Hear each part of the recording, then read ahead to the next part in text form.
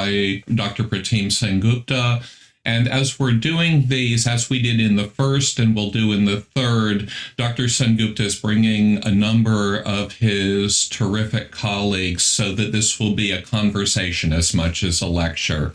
So I would like to acknowledge very gratefully the support of the Robert Penn Warren Center for the Humanities in helping making these lectures possible and inviting Dr. Sengupta.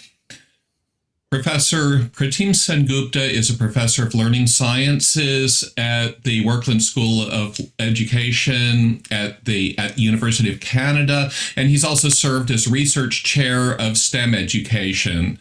His research advances critical and humanistic scholarship at the intersection of computational models of complexity and STEM education, both in public places and in the classrooms. He's the author of a book that just came out last week, Voicing Code in STEM, published by MIT Press, together with Amanda Dickes and Amy Ferris. And his collaborative computing and digital art installations have been installed and exhibited at the Museum of Modern Art in New York City, Canada's National Music Centre, the TELUS Spark Science Centre, and the Banff Centre for Arts and Creativity, among many other places. He was recipient of an NSF Career Award, and he shared a Paul D. Fleck Award with Dr. Marie-Claire Shanahan and Dylan Paré, which gave them an arts residency at the Banff Centre for Arts and Creativity. Dr. Sengupta is a fellow of the International Society for Design and Development in Education. Dr. Ariel Ducey is an associate professor of sociology at the University of Calgary, and her research centers on issues of responsibility, ethicality, knowledge, and emotions in the institutions and practices of healthcare and medicine. Her book, Never Good Enough, published by Cornell University Press in 2009, examined the creation and justification of a billion-dollar industry for training, upgrading, and multi-skilling unionized frontline healthcare workers in New York City in the midst of widespread restructuring of the healthcare center. She also published 2 book chapters on affective and caring labor in the training industry.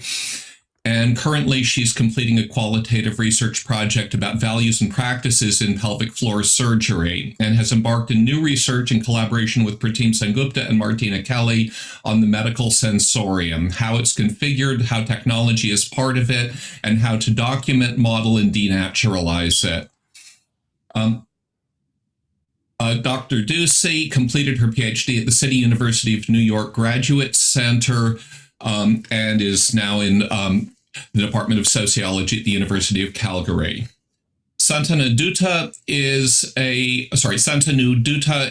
a first-year doctoral student in the Workland School of Education at the University of Calgary, specializing in learning sciences, and he has a background in previous degrees in engineering and visual design, and his research lies in transdisciplinary scholarship around technology, design, and cinema towards the exploration of social inequalities, publicness, and justice. And our discussant in today's conversation, Professor Anand Vivek Taneja, is Assistant Professor of Religious Studies and Anthropology at Vanderbilt, and he's the author of Genealogy, Time, Islam, and Ecological Thought in the Medieval Ruins of Delhi. So, Dr. Sengupta, I will turn this over to you. Thank you, Jonathan, for that wonderful and extensive introductions. This is actually, I have to begin by acknowledging my, I don't want to say gratitude, but my debt, which I happily carry from my colleagues who are here, some of whom are here today when Marie-Claire was there in the previous talk, and more to come tomorrow. But, my words, my ideas are really theirs too. And I just wanted also to make a point that transdisciplinarity exists only at the intersection of togetherness and curiosity. And you can't have this kind of curiosity rewarded without the togetherness of and the warmth of friends. So I'm just really, it's sort of a brag for me that I have these amazing people around me. So that being said, I want to lay out the outline for today's talk. we continue our search for moral horizons, and we saw glimpses of it in the last talk, and we may get to see a bit more today. Hopefully, we will get to sense what touching these horizons might feel like, what these horizons might reveal, how these horizons might reveal themselves through touch. We will talk about technology in the image of Saul Lewitt's structures. We're not going to dwell a lot on Lewitt's work, but I'm fundamentally, I'm just fundamentally, sorry, something is going on. Whoops, with my slides, and I have to present again. Presenter view.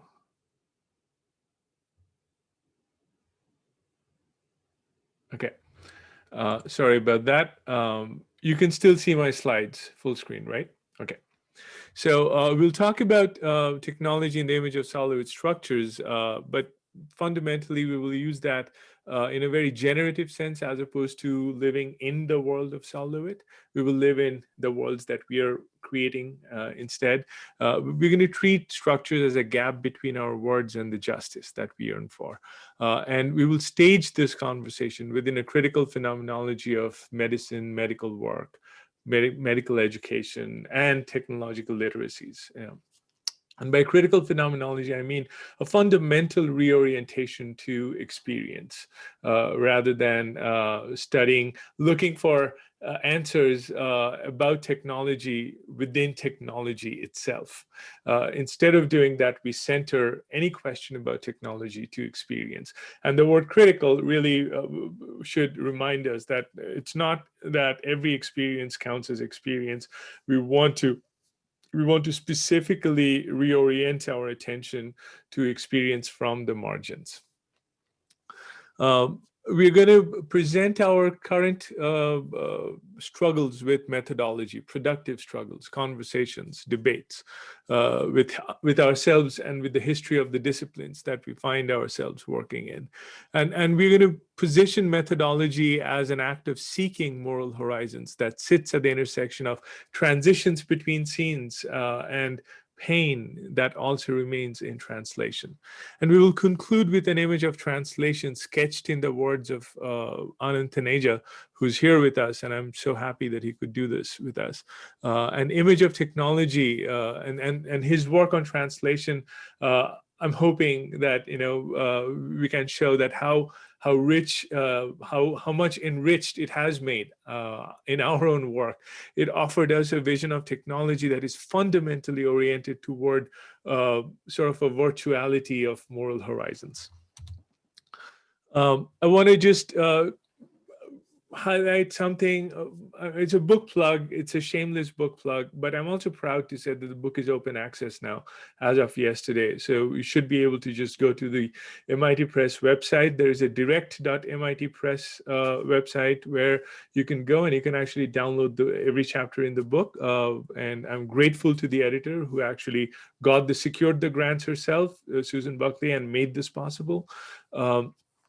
So please feel free to do that. But the big point in the book, one of the big points in the book, I would say, is that we fundamentally take computational abstractions, such as the image on your left, where we are looking at a von Neumann neighborhood, a bunch of code that actually tries to model the behavior of agents that seem to self-segregate over time, and then a resultant image that might form when we self-segregate apparently into collective formations that actually seem pretty real on the surface. So the argument we make is that this kind of computational abstraction that makes these kinds of simulations possible is actually the critical phenomenology of it is a progressive recontextualization. So just like no object is really an object until we they have an objective reality, but in our experience, they reveal themselves as objects. So the interdependence, in the intertwinement of our perceptions, our experience with symbols and code, I think we are at that milieu. That's the land that we're on. And in that milieu, I've shared my struggles with you and my colleagues, and I think a collective social struggle that we're in is the neutrality of code, and as in computational code or technology writ large, and the pain of experience. And these two worlds always reveal themselves to me in contrasts, and more, over the last few years. So we build, again, on the left, the model of segregation, and that actually includes migration, computationally enacted as random placements of immigrants, and immigrants as in quotes, because computer scientists define certain agents as immigrants if they enter a world, and they can choose places randomly. They have intentionalities in the code, right? But what we see is a historical sense of loss when we talk with people, and we talked about that in talk one. The violence of forced migration, and we will talk a bit more about that. And the critique of, and then what we argue is that we need to critique the intentionality of computational agents that seem to enable this kind of neutral logic of control. And I want you to keep our conversation so far in mind, and now I want to talk about Saul Lewitt's Black Form. It was a piece of sculpture. Lewitt called these structures, not sculptures, and you'll see why. As part of Germany's Sculpture Project 87, I have to apologize for my utter lack of any language speaking or reading abilities beyond English. And so my German, my French, they're all basically English. And I don't mean any disrespect. It's just simply my ignorance. I'm owning up here to this is a large block of black stones, and he installed it smack in the middle of the plaza in front of the ministerial palace. And he dedicated it to the missing Jews of Minster. And that happened, I believe, in 1988, and then it was removed after a few months once citizens started enacting their symbols on it, and the memory was so jarring. It was because it was installed right in the middle of a plaza at a university.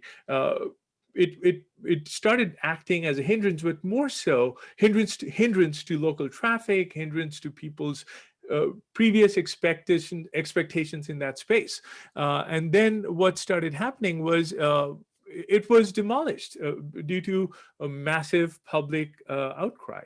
And yet the memory of that sculpture, the memory of that object was so heavy that it weighed on the city. And the people then wanted to bring it back.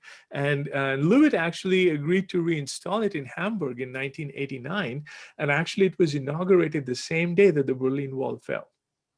I don't know if that was coincidental or intentional. I think it was coincidental. But what stood with me is that, and so right now, if you go to Hamburg's Altona Hall, you can actually see this structure installed. And Lewitt actually argued that this was his most important, most significant work, because for him it was a bleak reminder. He said that without Jewish children in town, the monument would mark the end of generations. So it's a life form that celebrates loss. It not celebrates, my apologies. It's a life form that actually commemorates loss, but in a way that it actually engages our conceptual apparatus, our emotional apparatus, and in that sense, it still remains as one of the greatest examples of conceptual art. And it's a structure around which our cognition grows, around which our affect grows, and our sense of history gets reformed. And so now I want to, on your left is a bunch of code that is essential for one of the simulations that I showed yesterday, the simulation of ethnocentrism. And it actually lays out the lattice structure, the structure of the mathematical grid that is hidden. And instead what we see are colors, right? But colors lay on the grid. And they're fundamentally trying to define what happens with immigration. To your right is a snip from a snippet of like a photo that I took on my computer of a beautiful paper by Gopal Guru, one of the most important scholars of our time. I really, really, really, really hope all of you will go and read his work. He's a Dalit scholar, but he's also the editor-in-chief of EPW, which is Economic and Political Weekly, which is one of the best journals coming out from the global south, with long cherished history of standing up for justice, scholarship that stands up for justice. And Gopal Guru talks about migration as always forced and always moral. And I want to contrast these two things. And instead of denouncing the code to your left, I want to invite you to think with me that this code to your left could also unfold itself in the form of structures, in the form of lived structures. It's not there yet, but it can be there yet. And that's the work of public computing that we try to do. And that's and I will end this talk today later on with an image of what such translated forms of code can look like. Translated forms of technology can look like. I'm going to skip this slide. We can come back to this later on. But to your left again, I'll just briefly mention this, that this is work I did in Nashville almost a decade back. To your left is, and this is from my book with Amy and Amanda, is chapter 7, where this black child in an all-black school uses programming to draw a beautiful cross as a representation of models of motion. And to your left is the Black Church, is a commemorative plaque of the Black Church that those of you who live in Nashville are familiar with, right?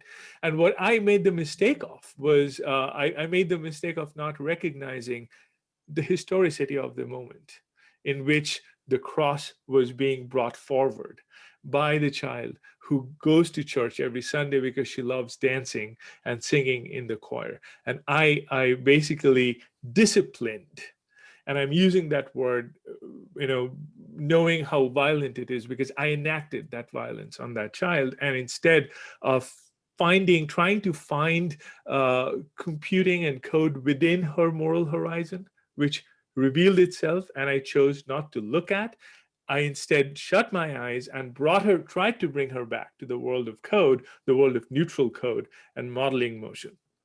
And it's a failure on my part, and that it has stayed with me as a reminder of where we need to go. And so this is the intersection that we are going to play with. We're going to play at the intersection of modeling languages, technological literacies, and moral horizons. And I'm already plugging our next talk for tomorrow in the Imagine Moral Horizons, and more on that later. But the reason I want to play in this land, and Ariel once asked me very pointedly, why is Pratim interested in medicine? And I thought about it, that why does it seem so natural to me? I mean, I am a critical phenomenologist, so every experience in the margin is of interest to me. But I'm also a scholar in public education. And the reason this is interesting is because I think we get to the heart of technological literacy and a fundamental reorientation that needs to happen for technological literacy here. But we do that in the context of medical work and education, which is, again, fundamentally dealing with people's pain.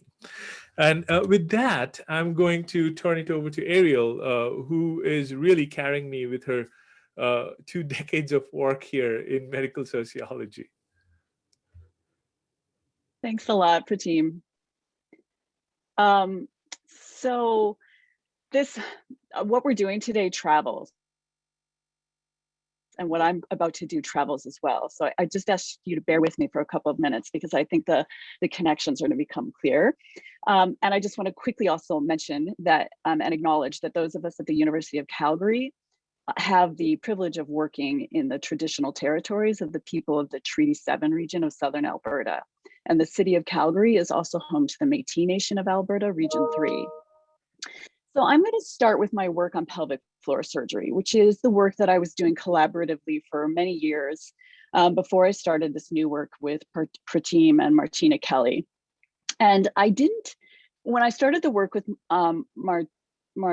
with Pratim and Martina, I thought I was doing something entirely new, but I've come to see in the last couple of months that there is in fact a connection here. And that I'm able now to see the work I did on pelvic floor surgery somewhat differently.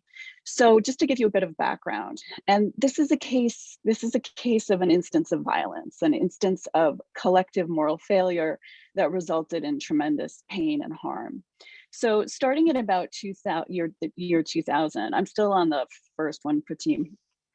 Physicians around the world whose clinical domain included the surgical intervention in the female pelvic floor rapidly adopted transvaginally implanted permanent synthetic mesh as a means of treating several common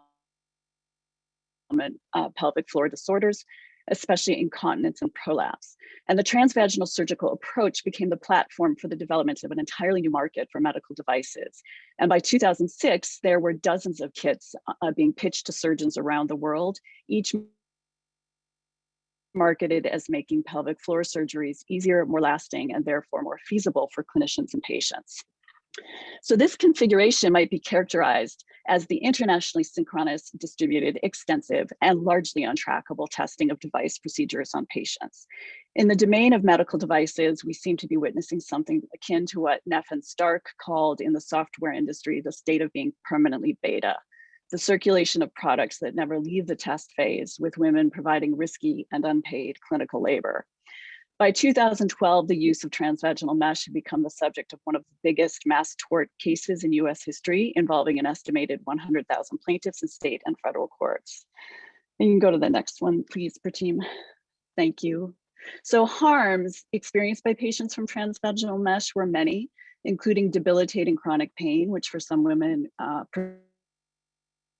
persisted even if mesh was successfully removed. So I'm still in the process of writing with collaborators from this research the story of how transvaginal mesh came to be so widely adopted. And our account troubles ready-to-hand narratives that tend to look for problems or limitations of systems, information, or cognitive capacity. So instead, we're looking at the arcs, I think, as Pratim would call it, of history and of ethicality and of embodiment. So looking at the next slide, in this paper, this is sort of the first major paper from that project where we've looked at the history of transvaginal mesh. And I and my co-authors identify an imperative that explains a good deal of why pelvic floor surgeons embrace transvaginal mesh, and it's because of a mind line around restoring anatomy. So despite its cognitive connotation, mind lines is a concept that layers together embodied epistemological, emotional, and moral dimensions of experience, so that people who are operating with a mind line can carve out a path through life, through their behaviors, through their actions, that they are able to understand as responsible. And I find mind lines useful as a concept because it disrupts our usual cognitive approaches to the nature of medical work, and it smuggles in perspectives, I think, more typical of sociology and anthropology. And so we examine in this paper how surgeons were basically compelled by the harm they had caused using transvaginal mesh to turn toward a different mind line that revolves around recognizing and improving patient experience. And late in the paper, I became especially interested in how this change in mind lines required surgeons to see and touch their patients' bodies differently, to change their cognitive and embodied perception of what is normal and an abnormal when they look at a woman's body. And technology is part of that. You could look at the PopQ anatomical measurement tool that surgeons routinely use as a piece of technology that structures their perception, and maybe even is a sort of structure of violence in the way that Pratim was saying earlier. So I began to think of the work of my colleagues, Pratim and Martina, when I was doing this, and conversations we'd had over the course of several years. And I was sort of really sort of inspired by their efforts in each of their spaces, Pratim in STEM education and Martina in medical education, to try to create learning opportunities and spaces that were more democratic, kind, and sensitive to the experiences, bodies, and emotions. Because for me as a sociologist, there was sort of a distinction between the spaces in which I teach and the spaces in which I study. And I began to see our work together as the possibility of, for me, of bringing those together and maybe bringing what I had learned into surgery into a way of making things better for physicians and patients and in this world of medical work.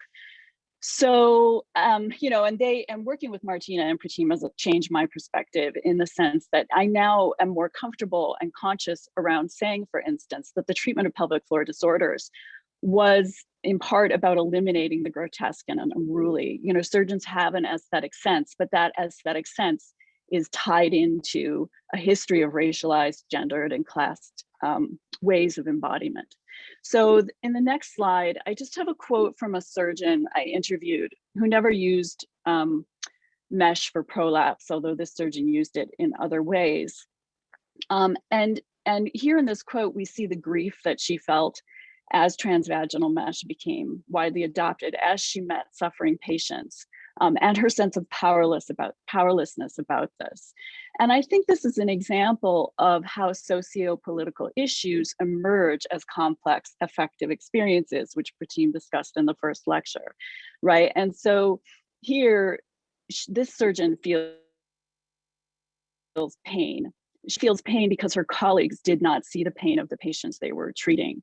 So the mind lines and the mind lines that were dominant among this group of practitioners gives a feeling of responsibility and a sense of responsibility, but it can also be a source of violence and pain for others. And this surgeon references the system that allowed this to happen. And sociologists love systems. But as a result of working with Martina and Pratim, I am now less inclined to describe the adoption of transvaginal mesh in terms of the system that allowed it to happen. Now to think about modeling as a different kind of response to this kind of disaster or this kind of harm. So modeling, what I've come to think through this transdisciplinary work with Pratim, is a way of breaking this thing apart that is thought of as a system, and to show that what might look and feel like a system is in fact relationships. So ways of interacting with one another, and ways of feeling responsible that are created through interaction. So I think through modeling, what we could do, right, is displace or skew interactions that are normalized or routine or built through disciplines, and put those interactions in a new context or share them with people that normally don't have access to them, right? In this case, patients were not privy to any of the debates and the pain that surgeons were experiencing around the consequences of what they had done. So it's a way of doing what Merleau-Ponty referred to as sort of loosening the intentional threads that connect us to the world, so that we can see things as strange and paradoxical. So in the next slide, you'll see our team. This is the Data Touch Technology and Medical Care project that we are embarking on. It's a genuine effort at transdisciplinary work. And the general topic of our work together is to try to examine the nature of the medical sensorium and the role of data and technology in it, and to use modeling as a fundamental tool in both documenting it, but slanting it and changing it. So going to the next slide, you know, as part of this project, we're going to be engaging in a lot of methodological experiments. And I think what I'll do now, I won't even go over this too much in detail for the sake of time. I'm just going to turn it over to Shantanu. We can come back to this slide later if we need to, but Shantanu has been leading one of our methodological experiments, one of our attempts to model what's in the gap between embodied practice and its traditional representation, or its the dominant ways things are represented, for instance, in the form of mind lines. So Shantanu has been using the cinematic medium to model, and he's going to talk about 3 instances of how he did that. The first is based on a conversation that Martina and Pratim and I had about our experiences with touch that we did as part of a collaboration with a group of researchers in Maastricht led by Anna Harris. And then Shantanu is going to show us using cinema as a way of modeling one of the interviews that we carried out with a rheumatologist in Calgary who specializes in the issue of health of Indigenous peoples. Thank you, Dr. Ducey. So Shantanu, and I'll just lead the next segment of it. In the series conversations that we have had so far, they have introduced us to the notion of how technology can possibly be opened up to reveal the unfolding of experiences, not essentially within it, but around and arising out of it. And also, we have also seen working with segregation models revealed contrapuntal blind spots to the disadvantage of those whose lives are not currently voiced and experiences not possible within the ambit of von Neumann grids and digital patterns. So the language of modeling as within the algorithmic worlds carries with itself the violence embedded in defining terms and operating within the fixity of meanings imposed and encapsulated within, because experiences unfold in myriad ways. And as noted in one of the concluding remarks in the last day's conversation, writing or reproducing the language is possibly one of the many ways towards that violation. So what can be done better? And this is not only a methodological quest towards what we have always seen to be the better models, the refinements, but an attempt towards modeling the heterogeneity that human experience entails. Uh, we are always in search of models that speak for the authentic experience. We must align with models that speak of lived experience. Yeah, in this segment, I will just briefly talk, but try to show more of the work that we have done in our attempt to unfold pain and the moral horizon within a doctor-patient interaction. This is also a personal epistemological space that modeling work with the possibilities of cinema. So the next slide, please. So when we began working on the project, we asked ourselves the question of how touch is important in our lives, and we reflected on what and how we touch every day. So what you see on the left side of your screen uh, is a screen flip format taken from one of the snippets that we have had. So importantly, touch serves as a sensory portal towards multiple worlds. So the interview data that we had, we gave it a screenplay form and then represented it through an interplay of text and moving images. We can play the snippet. And they nudge me to ask questions. When I touch an object, who made it? Whose labor went into it? Thoughts stimulated by the sense of touching. So cutting in and fading out between images, which is the standard cinematic computational tools, briefly allowed us to represent the deflection that we see among the worlds. Next slide, please. And they So we also had this interview with Dr. Campbell, medical practitioner, where she talks about how pain is revealed multiply in one indigenous female patient's body. Not only is the rheumatoid arthritis untreated for many years, it also brings in broader socio-historical memories tied to indigenous erasure and the lack of confidence in clinicians who are not transparent. So what we find out here that the act of turning back by the doctor to drop a cortisone injection fills the patient with suspicion and paranoia. Taking this snippet, we are looking at how the doctor arrives at the patient's discomfort and what worlds are revealed within the patient in the space of the discomfiture. So in this case, the posture reveals a different dimension of pain and intensifies the experience beyond the corporeal body. We depicted this moment of turning away as in nature of a multi-voiced dialogic experience unfolding, and the narrative is bridged by the introduction of pilots. So following is a brief representation of the moments. We can go to the next slide and play the video, please.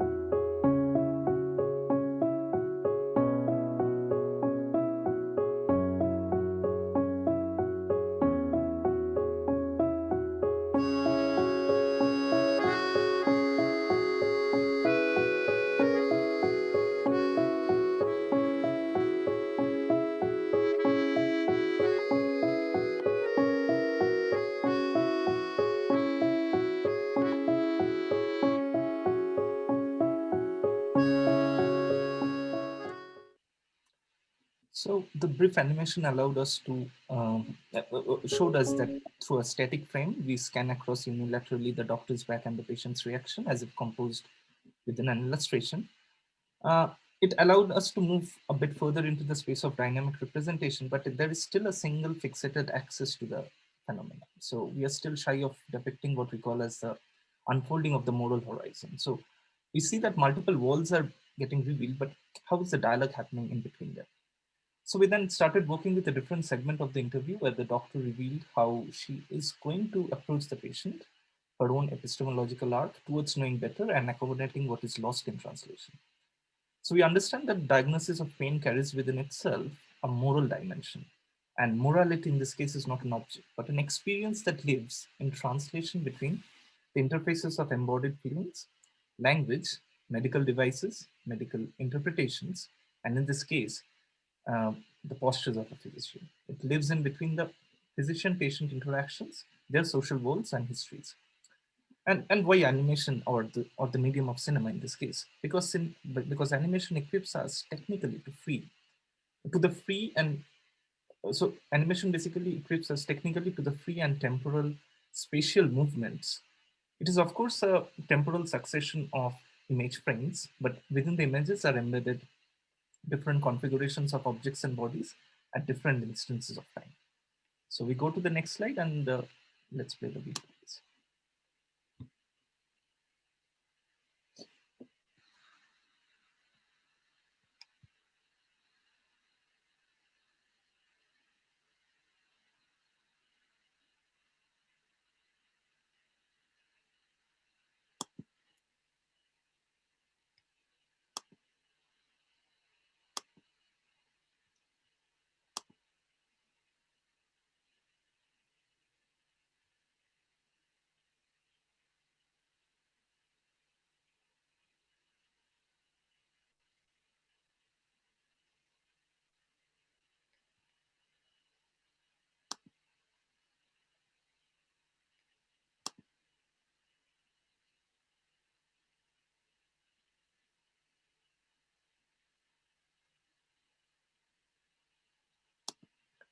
So cinematic transitions make explicit the gaps between sensory labels and representation, and also unhinges from the fixity of a particular viewpoint, both physically and metaphorically. So there is no static frame of the patient, a singular viewpoint which reveals it all, but rather the doctor considers the space of words spoken in the recent clinical interactions with those noted in case history.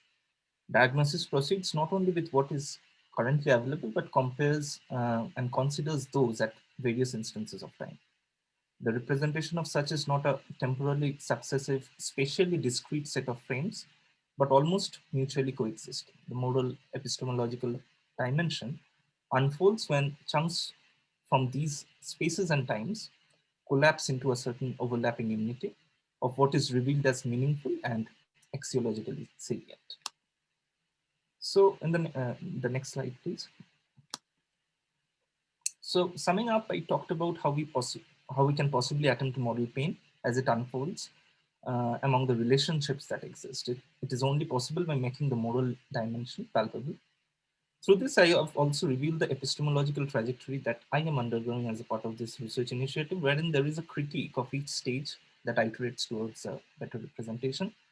The cinematic artifact is possibly not contextualized to fit a purpose, but more towards a methodological analysis to reveal better. This effort can be read as our expression, feeling, and recognition of pain and the possibility that we see within us to enhance our ability to care and preserve the dignity in our bodies, words, and interactions. And now I hand it over to Dr. Shangut. Oh, that was overwhelming for me, Shantanu. Really amazing. So I'll try to do this quickly. I really want us to get to Anand. I'm dying to hear what he has to say in a good way. But what we have done again is,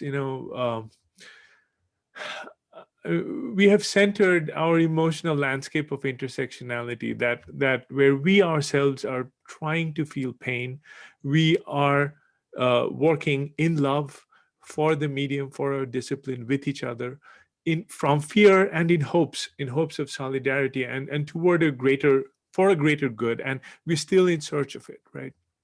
But it gives us a direction to move toward. And instead of disciplines, every discipline's technical rationality, as Sean would put it, we want to reorient ourselves toward that technical rationality. We want to reorient ourselves toward the moral horizons, and we want to get to name and talk about the experience of translation in which pain seems to live between lands, as we move between lands, between bodies and objects, between bodies and other bodies and othered bodies and disciplines. And then methodology for us then becomes that axiological landscape where we're looking for moral horizons and publicness. And we're trying to get to the feeling of language. And Anand bhai, this is Riaz. I wanted to leave a nice surprise for you. This is from Anand's book, actually, chapter 5, which is my most favorite chapter. I'm trying to read. Okay, I'll butcher the Hindi, but Urdu, but please bear with me. जहानों का बिखराव सिमटा है मुझ में, तेरी सांस का तर्जुमा करते करते.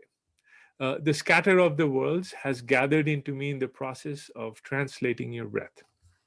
This is from Anand's book, Genealogy. And I want us to carry this image, how we find ourselves in the scatter of someone's breath.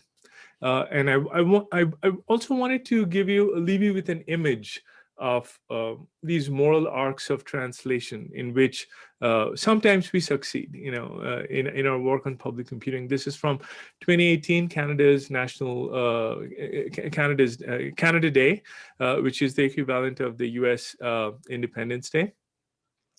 And we did a massive installation at Canada's National Music Centre. This was before our flocking simulation became a permanent exhibit. But the idea was that on this wall, we have displayed a projected simulation of flocking where each object is a maple leaf, and it's a computational bird that can where you can select a word and anyone can record a song or sound or the story, and the algorithm and the code would actually affect the movement of the flock based on the frequencies of the recorded sound. 14,000 visitors. We had 14,000 visitors in one day. And what I'm going to play is a clip that will speak for itself.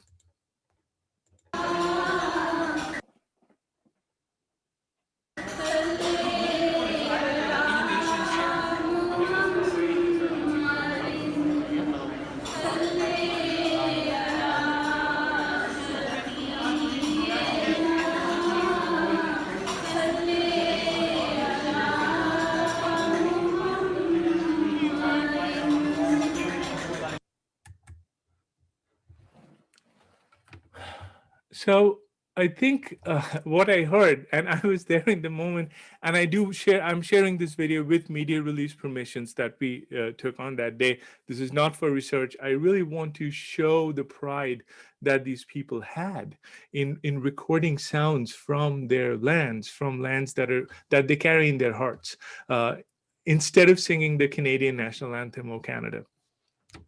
And so time and again, I find myself drawn to this form of art structures that can become that are neutral, but they're kind of tilted toward publicness, and that tilt actually is essential for breaking that neutrality that actually empowers the colonial control.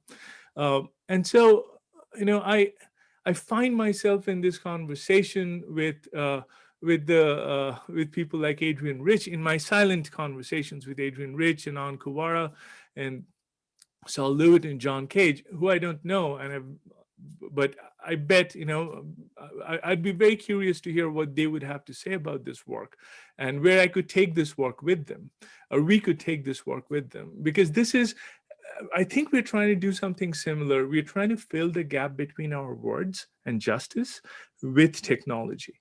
And technology then becomes whatever that gap needs to be, a space for togetherness, an invitation for translation, invitation for living in someone's world, but untagging shame and embarrassment that we have with pain, but centering our hidden narratives. I'll leave you with that. And this is, I think, the imagination that we need to recenter our own ideas about technological literacy away from symbolic violence. Thank you very much.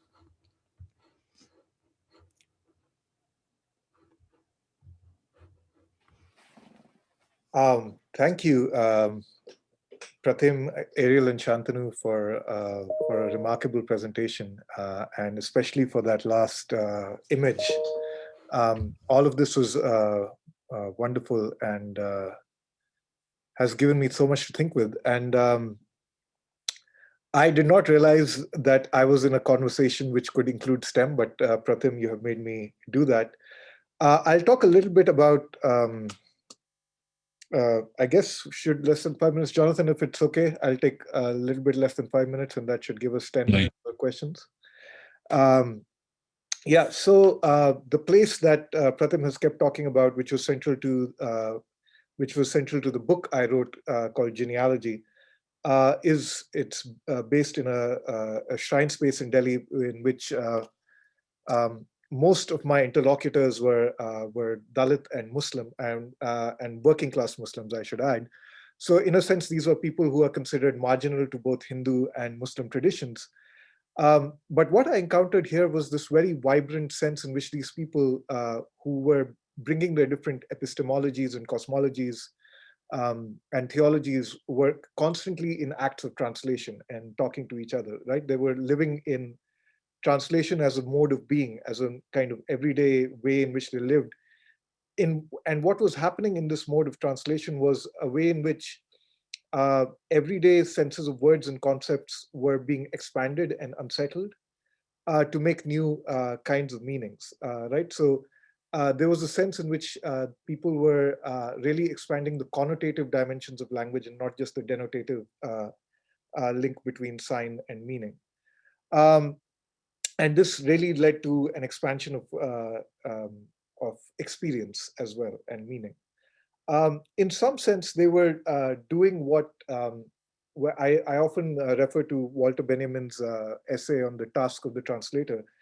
And there's a very good aphorism, there's a beautiful aphorism that Benjamin quotes from someone called Rudolf Panwitz, which goes something like this.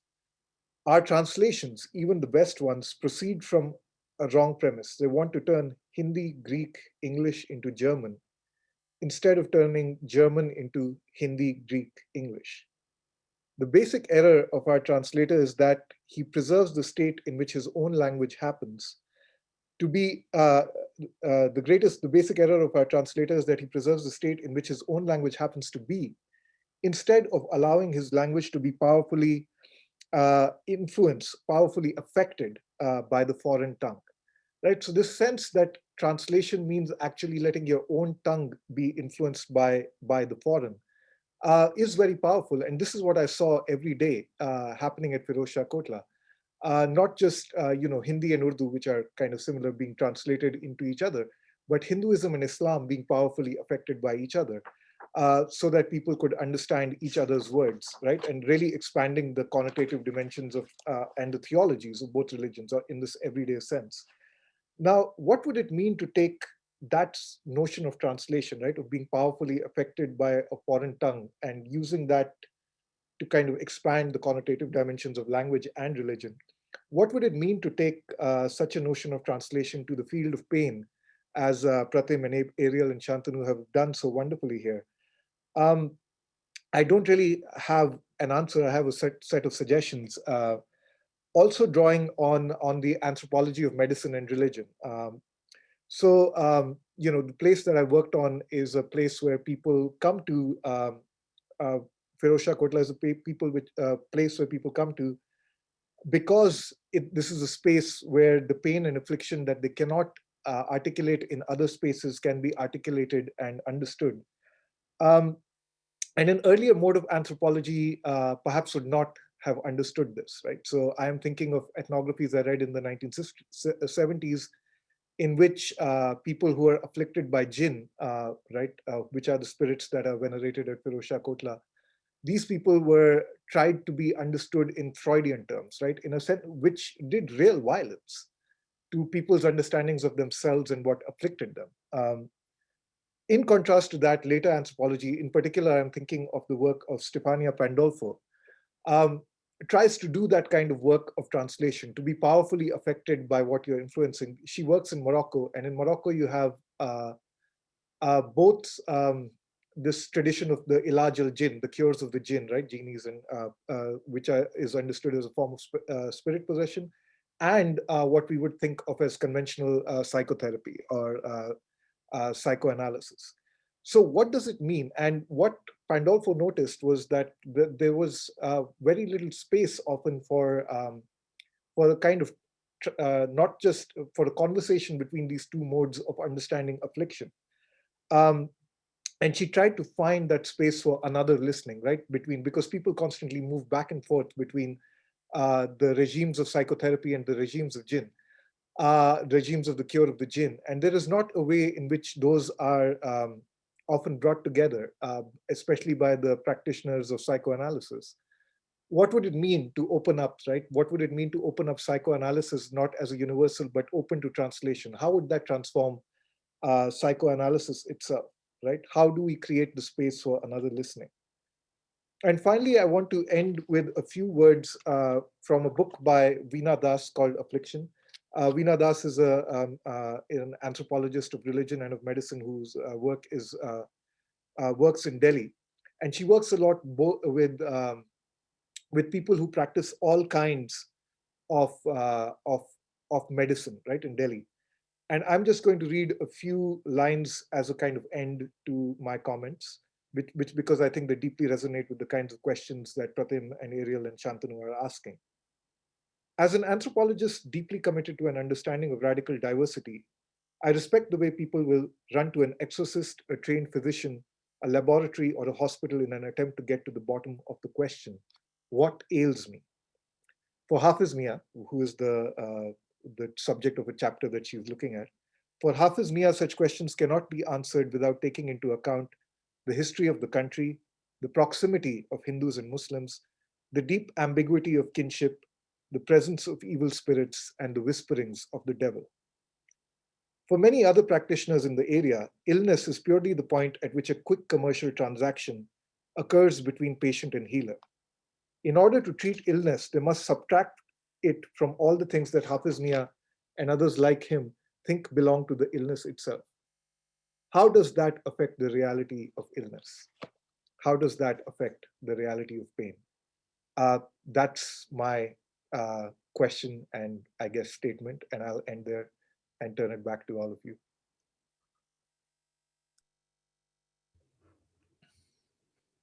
Thank you, everyone, for a wonderful, very enlightening talk. And thank you, Anand, for that very, very thoughtful response to it. So we have some time for some questions now. And if people want to raise your hand in the Zoom, then I will call on people and moderate the Q&A.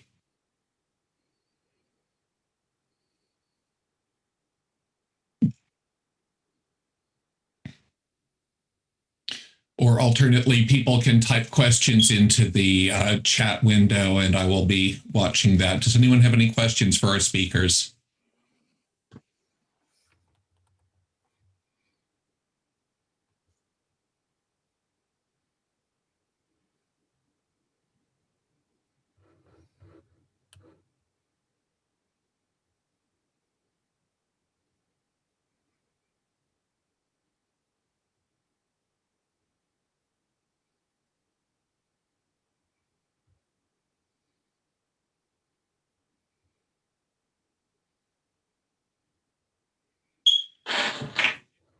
Well, let me start with something. I'd like to ask you, Pratim, and also Shantanu,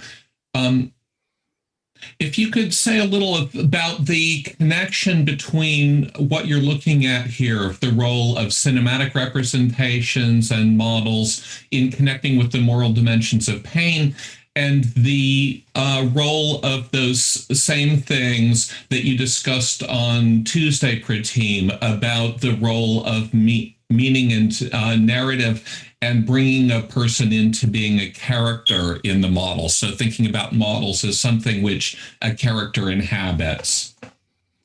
So I'll take a stab, and I want to invite Ariel into the conversation because Ariel actually mentioned what I think is will take us closer to an answer.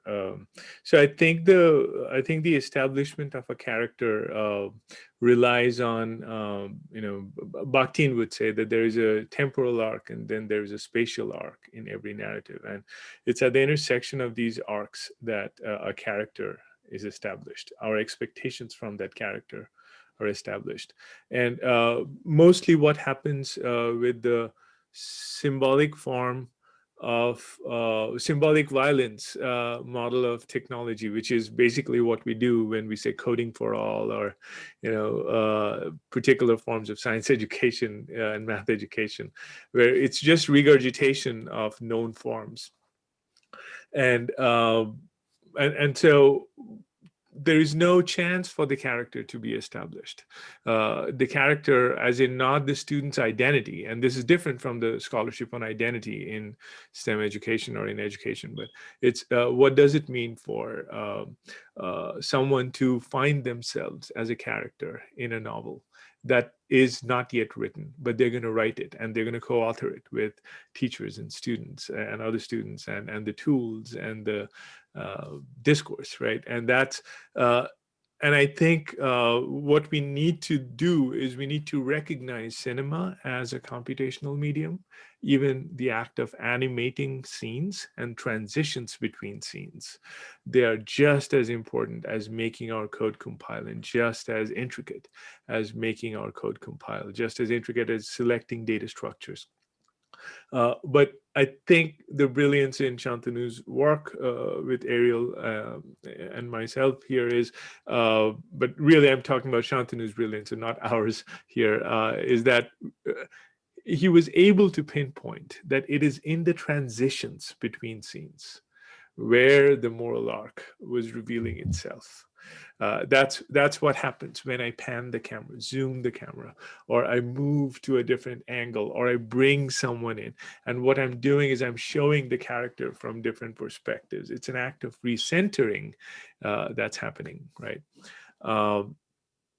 Yeah, but I want to bring Ariel in because Ariel, I think you actually took it to the next level in your articulation today. Well, in terms of what you said and thinking about Anand's comments at the end as well, I think it's one mundane way to put it is that some of the surgeons I've studied in the past could have used some models that allowed them to test out different characters or see what happens with different characters. So that in some ways, mind lines are, I think, a form of what, Anand, you call in your chapter on translation, kind of a modernist way of framing and bringing together experience and ethicality and morality. And so the pain of the one surgeon that I quoted in the presentation is that sort of is in that in between, as you're saying, Pratim, like the in between of the segments of Shantanu's cinema, right? It's the stuff, it's trite to call it lost in translation, but it's the stuff that doesn't get translated. Yeah. It gets felt and it registers, but it doesn't get translated into a space, changes people. And so I think Shantanu and I, like, we're not trying to represent interviews better for the people who did those interviews for us. We're trying to represent them differently and give them back as a different form of experience. Thank you. And now I just want to recognize we're at 2 o'clock and a lot of people will have to leave, and I respect everyone's time. But if our speakers would be willing to stick around for another minute, there's a very good question following up on these last answers from Kevin Leander. And Kevin, did you want to ask your question aloud, or shall I read it?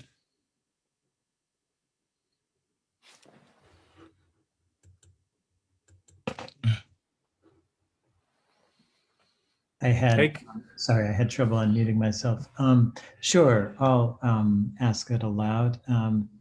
I just wondered if you could talk about, I was particularly interested in this when Santanu was talking about film, and I found that work so interesting, and I just wondered if, and so I was wondering, and then trying to connect to the medical work on the body, I just wondered if you could talk some about how you were thinking about representations and something like anti or post representationalism in the work, in trying to not fall into the same representational traps, even as you're wanting to connect to embodiment and affect, and to animate that, and to because I mean I think it's exciting that you're doing modeling work that's reaching for something beyond modeling work that gets fascinated with its own image of itself and representation, right? Yeah. Shantanu, you want to take it? Yeah, sure. One of the many ways I think this work is important is not to say that explicitly bring modeling first and then say we are doing it via cinema, but rather saying the cinematic medium provides a modeling language that's unique of its own. And and just to follow up with the question that we had earlier, so it's not that the experience that surrounds a singular character, but and its representation happening through the cinematic device, but rather a multitude of experiences that can possibly be depicted and opened up through the medium of cinema itself, which allows us to model experiences better. So I think we are in the space of exploring the possibilities of cinema to extend the effects of time and space in better representing experiences, rather than saying that, well, the limits of the earlier technologies to model can possibly be diminished within cinema. Cinema provides almost a very newer dimension. And as I've probably not mentioned it in full details, but this is a work in progress, where it is also unveiling to us what are the limits, what are the possibilities of the medium itself in modeling. And I think probably in a space of a few months, or even sometime later, we would be able to have a better answer to the question, as in, what does it do to the notions of embodiment and affect? Are we able to breach some newer dimensions as we move into the moral epistemological space of doing the modeling work? So that's my answer. Can I add something to it without taking away, hopefully? Kevin, first of all, lovely to see you here. And Kevin's a very dear friend, and someone whose words have shaped my own work very deeply. I think there's something you said, Kevin. I thought I saw an indictment of my own self, the modeling that's enamored in the image of itself. Yes, aren't we all? And it's but modeling in particular assumes that the goal and the end are all one, right? Modeling is the answer. Modeling is the pathway, right? And I think in translation, that's the phrase that stood out to me so far in this work. What lives in translation, not in transit. So this is where we are not talking about distributed cognition. That's pithy.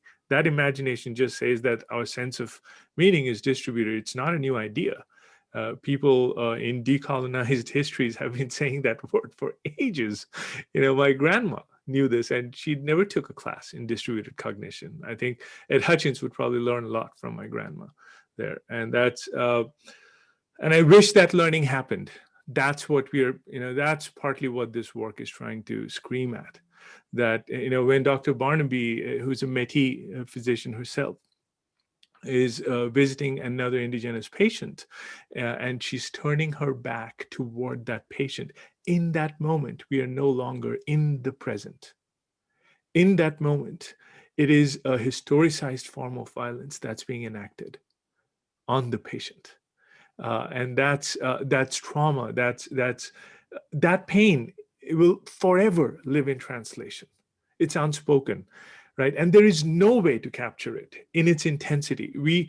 Violence is what we carry. Our bodies are museums of violence in the end, and we try to share the pain. We're merely trying to share the pain in our articulations, but the museums are our own bodies. And I think cinema is that tool that can actually, novels, art, and I think structures actually get very close to cinematic scripts, happenings that Alan Capra would call them, little chits of scripts that people enact differently. John Cage's instructions for music that essentially take silence and empower silence with our lived experiences. I think that's the imagination. It's the uncertain imagination. It's the deferent imagination where meaning will unfold later, and we don't know what becomes of it. I mean, that day, 14,000 people coming to that simulation, living in that simulation, what stood out to me were maybe 10 minutes of collective video work that we collected, where I saw, people talking about lores from Polish highlands to Islamic chants to Bollywood songs, and it felt like I was not in the space I was, and I was in translation. I was moving back and forth between those sounds, and it's hard to capture it, and yet we need that objectivity, that landscape of technology and whatever that technology is, it could be a script, it could be a novel, it could be cinema, but we need to see technology as that landscape. I know, Kaori, you asked a question. I'm trying to unmute you, Kaori, so you can ask. Thank you. I guess it's really not a question. It's more comment, and because a lot of conversations, especially technology, just goes over my head at this point. But at the same time, I recognize kind of a confluence with the kind of work that I've been doing, and probably with kind of my recognition of things that I should become more aware. So I guess my background is in psychology and being trained. Ariel, I was at sex and couple therapy, so I was, doing that kind of assessment of virginal pain to see if this is a mental illness or not. So I was part of that kind of training, and now I'm doing research on grief, when grief is becoming now disorder, mental disorder. If you have too much pain for too long, too much grief too long, or too much, then you have mental disorder. So that's kind of new movement. So in that discussion, in psychology, we have a role to assess people's pain, whether physical or emotional, and in the language of what's clinically significant distress. And if if that pain, whether physical or more emotional, meets that criteria, if we see that as a clinically significant distress, then possibility of mental disorder diagnosis applies. But that definition is actually, we pretend that we know what it means, but we don't really know. Like, we don't really have definition, especially in cultural context. So we use very low grade technology, whether it is a checklist or on the scale of 1 to 10. But now I know that, AI is coming in, AI-based diagnosis. it's coming in, and then a lot of psychologists see it as a threat, but as some psychologists see it as a new innovation. So I know there's, like a lot of controversy will come. So yeah, I don't have a lot of, it's not a question per se, but from your side, like how, what are the kind of ways would you like to invite psychologists like me into this conversation? I don't know. Does that make sense? Corey, you're a colleague here. You're always welcome in my world, and you're always welcome. Doors always open. And I would, if we were not in a pandemic, I would immediately just run down to your office and grab you for a coffee. But I want to turn the stage over to Ariel, because I think, Ariel, this is your playground more than it's mine. And but Carrie, I think we should connect. I would love to think with you. I'm just so glad that I attended this talk. Thank you. Yeah, thank you very much for those reflections. It reminds me too of the Veena Das quote that Anand read at the end of your commentary.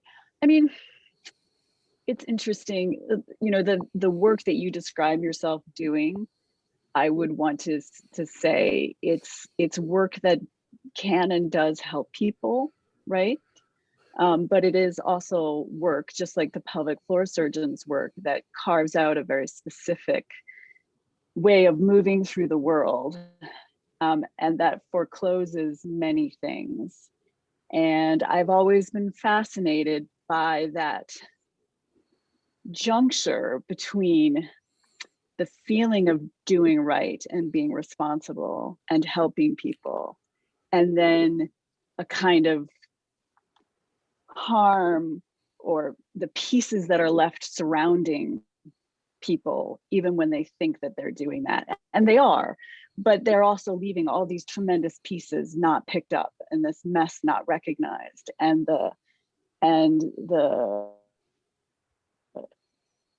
things that are sometimes even felt, but not consciously felt, but not translated and not considered and not taken up, and can't be in those clinical spaces, fascinates me, and is something that I would, I think can be made better.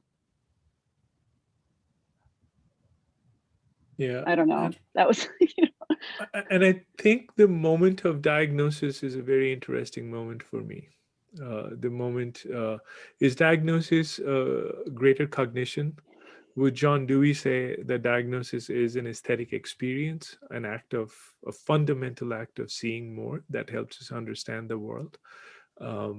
Sometimes they are. When my parents or my mother-in-law goes to the hospital, I pray for a diagnosis, even though I have no sense of religion. I was born and raised without it.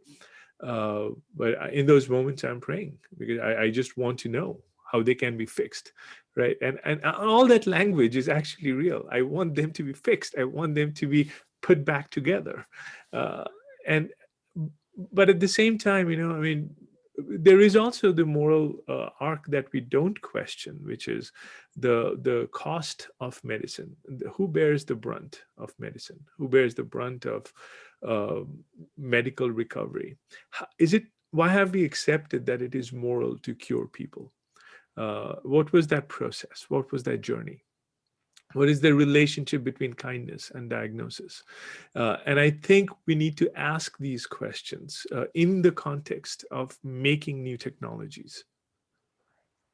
And I think technologies that have been built, mostly just about every technology that has been built without looking at the horizon of these questions, have ended up harming specific groups of people. And I think it's important for us to keep in mind. It amazes me that our memories are so short-lived that we have forgotten. It seems like we have forgotten what IBM used to do, during the world wars, and how they made their money, and what databases can be used for. what is playing out now in terms of the surveillance state that we live in globally is, I mean, how is that any different from what happened so many years back in a horrible, horrible fashion, right? Another example, we use the word mastery to talk about learning. Have we forgotten the horror of slavery, forced migration, and forced enslavement? And it still happens, right? And yet mastery is, in education research, it's actually still used and proudly used. So I think there are fundamental issues here that we haven't grappled with, and technology can become a space for grappling with these issues.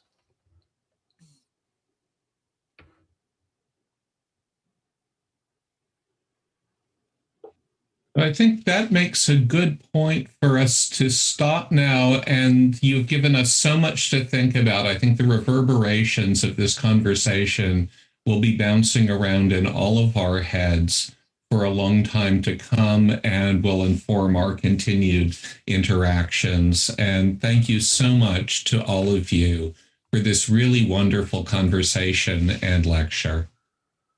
Thank you, everyone. So nice to see you. And I will invite everyone. There is a third and final lecture in Pratim's Distinguished Lecture Series will be Friday from 3 o'clock to 4 o'clock. Will be on modeling migration, movement, and climate change, and the connection to the political.